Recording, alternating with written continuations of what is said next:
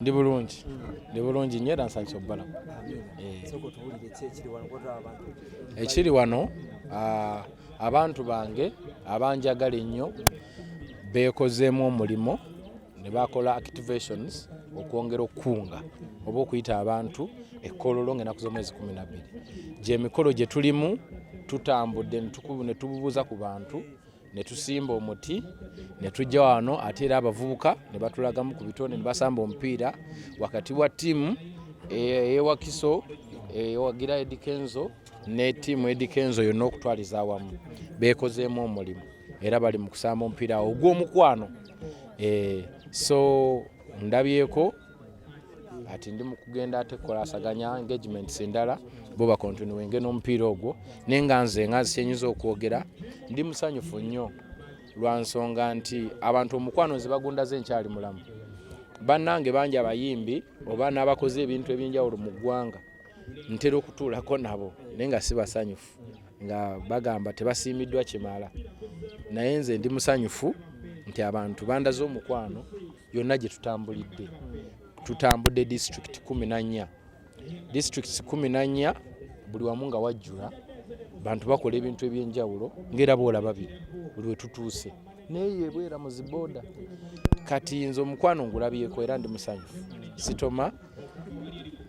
I'm very happy. This is so beautiful. It's a good feeling. Okulaba ku bantu abakwagala ne bakulaga nti kyokola tukisiima naawe kikwongeramu amaanyi ogamba omanyi kanyongera okukola naddala ebyo abantu bye basobola okwenyumirizaamu kanyongera okukola ebintu ebitatwala nzekka mu maaso naye ffenna wamu abavubuka eggwanga kubanga kiba kitegeeza nti otegedde nti kati n'oli mumuli ogutumulisa si gwe wekka ne famire yo wabula buli muntu. Okubya akayimba ngamba nti mumpowe era ebigambo ebyabaddemu ne tulowooza nti musiramu waffe akwatiridde oba atadde ettafaali ddene ku music industry ya Uganda ebigambo ebyakozesa mu luyimba biraga nti olinga ate atasiimiddwa. Wabadde otegeeza abadde alina gw'okwo? No, nze ndi musanyufu naye nze ntuusiza abantu bubaka. Nze ndi messenger, okitegedde? Nze ndi messenger. Abantu bangi abayita mu bintu eby'enjawulo abantu batambulira ku pressure, bantu bakolera ku pressure lwa bigambo n'osanga ng'oli alina embeera ye mwatambulira naye ng'abantu bamwogerera nnyo nga balina erevo kwe bamusuubira naye ng'ate naye alina ebiro. Abantu balemwa nnyo okutambulira mu nkolagana oba okukwatagana ne balingiriza bannaabwe n'osanga oli ng'ayogerera munnaagagamba ate ebigambo biruma abantu. So yes, kati ffe tutuusa bubaka n'ogamba nti muneeka nkubuulire omuntu ono gw'oyogerera ebigambo ebingi alina obulamu bwe bwabukola ki bwabutambuza gwe tomulowooleza kulowooza nti gwe byoyagala ye byalina okukola muwa akadde akole naye kyawulira kyalina okukola. So abantu baffe bangi bakolera ku pressure ez'enjawulo kubanga balimirirwa ebigambo bingi. Kati ensonga lwaki obubaka nabwo mba njagala ne mbutuusa bungi bwe tukyatuusa kubanga abantu baffe bayita mu bizibu eby'enjawulo. Ovudde wala Eddy Kenzo okufuka Eddy Kenzo gw'oli essaawa zino naye abantu babadde bagamba olaba yakubya akayimba alabika ali disappointed either ku bantu abamulinaanye oba ku bayimbi bako. Nze ndi messenger ntuusa message z'abantu bano era kyova olaba bali wano kubanga nyimba akayimba ne kamukwatako mu ngeri emu oba entala oba kitegedde. Kyova olaba nayise ne ŋŋamba nti nteranga n'ensoma amawulire nanditegedde ntya nti eno ensi yawungana dda ebinjogerwako mbiwulira ne neebuuza nti mufanga ki baganda bange kansooke mbabuulire ekyanzija mu kyalo kyewaffe nejjansenga mu kibuga eno songa eyandeeta enkulumu zonna kwe kutereeza obulamu bwange naye neewuunya nnyo nga mutudde ne munteesaako nga musaakaanya nti essente kyakola kyazoonoona aziwaamu bakazi na kunywa mwenge ye nno mufaaki nno baddiya obulwadde obubaluma ndaba nnugu.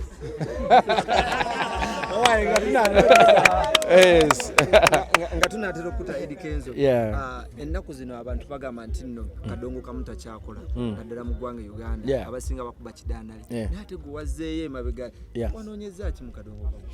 Anti nze nakula mpuliriza kadongo kamu okitegedde naddala wano waffe wano we tuzaaliddwa we tukulidde we tugenda oziikibwa ye kali kye tutambuza okitegedde. Kati tusobola kwerabira gye wava bwerabira gye wava n'egyerago batomanyi olw'okuba nsobola okuyimba Senegal Gabon Benin tekitegeeza nti siri munnauganda. Nze nazaalibwa wano wenkulidde ate wengenda okuziikibwa so kinkakatako okulaakulanya ebyaffe. Yesebo kale waliwo alina ekibuuzo. Eddy Kenzo Festival ffenna gye tuliko ennaku z'omwezi 12 Kololo, abantu bange bali ready, tuli ready. Buli omuntu anombereddwa weethereme tusumbwa, otherwise awo wagenda ba holy code.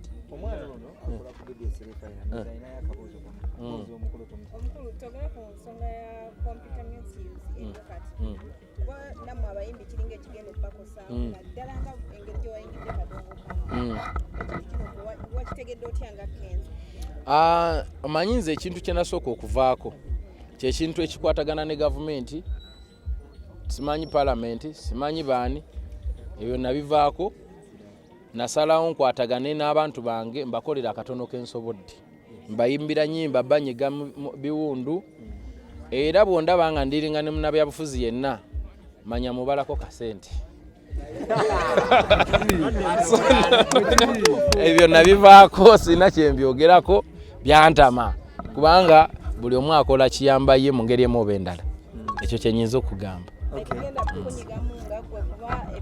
Sina kyakukola, tuze tunyigirizibwa ebbanga ddene naye weetuli. Okuyingira tugenda kubeera emitwalo 2 abantu bange batandikirwako, then mitwalo 5 VIP abanabanga tebaagala kwenyiga nnyo, then tuyina table ezo kitegeeza omuntu asobola okujja n'abantu 10 ne batuula wamu abajja tuwa $3 million.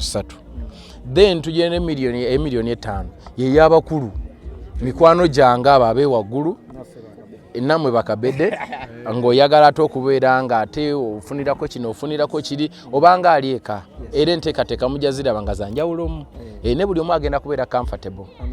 Gwomu ku bayimbi emabegako abali balina embiranye ne munnamawulire omu era gwomu ku bayimbi abazibalabwako nga bakaaba amazima.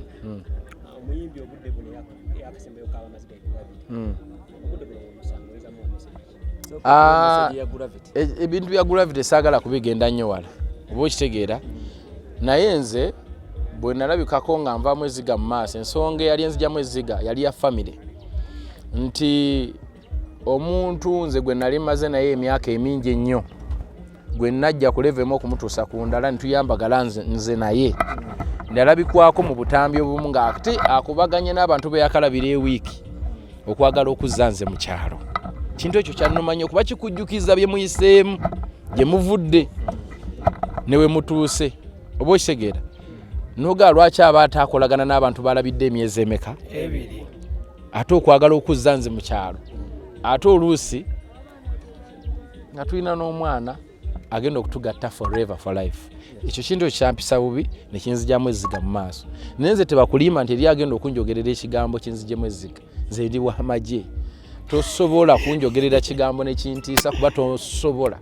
Nze ndiwo kutambula ate nkimanyi nti ensi eyogerwako, ate atagenda kwogerwako yooyo ate azaalibwa, ate omuntu yenna gwe batoogerako yooyo nga talina kye yakoze, naye buli wobaako kyokoze abaagala okukola nga kyokoze balina okukulwanyisa. N'essaawa ya leero wenjogerera baana zaffe twazitimba buli wamu eri abagenda ne bazijjayo ne bazisala, batambula n'ebiti n'agikubamu omusumaali n'agisika n'egwa, kati olina kyamukolera kuba naye bw'ati ensi bw'agiraba, naye ate tasobola kunstopinga nze genda mu maaso. So muganda wange ekigambo kye yayogera nze ndaba nga yandikiyimiriddeko bulungi nnyo kuba tekiri mu buzibu, naawe okkirizibwa okulonda akusingira. So ekigambo kye tekyalimu kwemula, tekyalimu buzibu bwonna, ye bw'atyo bw'abiraba era nga bw'abiraba bwe biri mu kifaananyi ki. Era abantu bagamba nti omusajja omubeereddewo nnyo Gravity era baali bamanyi ogenda mubaakinga yo amuwaka. Anti kati nze saagala nnyo, omanyi ebiseera ebisinga bw'oba oyagala okwewala amalebe okuleekaanira ogayiwa mu mazzi ne gajjula nga bwoliko nako liba terireekaana. Saagala nnyo kuba kati ekintu Gravity kyeyayogera tekiri mu buzibu na bumu. Ye bw'aba yafiiringa nti bamwogeredde n'atya, awo enyinza okubeera ne disappointment kuba kyeyayogera yandikiyimiriddeko bulungi nnyo. Omukole ki? What can you do? So mu bufunzo oli disappointed eri Gravity okuba nti kintu kye yayogera ate n'atakiyimirirako bulungi. Bw'aba akyakiyimiriddeko bw'alina okuba ate ekyokubiri Gravity kyenyinza omugamba tebakulimba nti wadde kamera ziba nnyingi ti bannamawulire basobola okukusuula, osobola kwesuula wekka. Naye gwe oba okyasobola okuyimbira abantu ebintu ebibazimba ebibasanyusa, then you are good to go my brother. Totya berafu ate wa majje oyo Gravity, nze nagendako Gravity gye namujje ewaabwe nantwala ewa maama we nga basula mu one room. Bali basula mu room ejo ye basista be maama we biki karumu kamu ng'obuuka myala nga ne bwoba na gali tetuukayo. Kati omuntu bw'atyo ng'ovuddeeyo, you are unshakable my brother, never be shaken. Be a soldier like me and I trust you. oluyimba lwatadde leero ekigambibwa nti Gravity bamunyizenga asobola okuyimba ebitegeerekeka. Anti muluwulirize kati olwo yabakubye equalizer.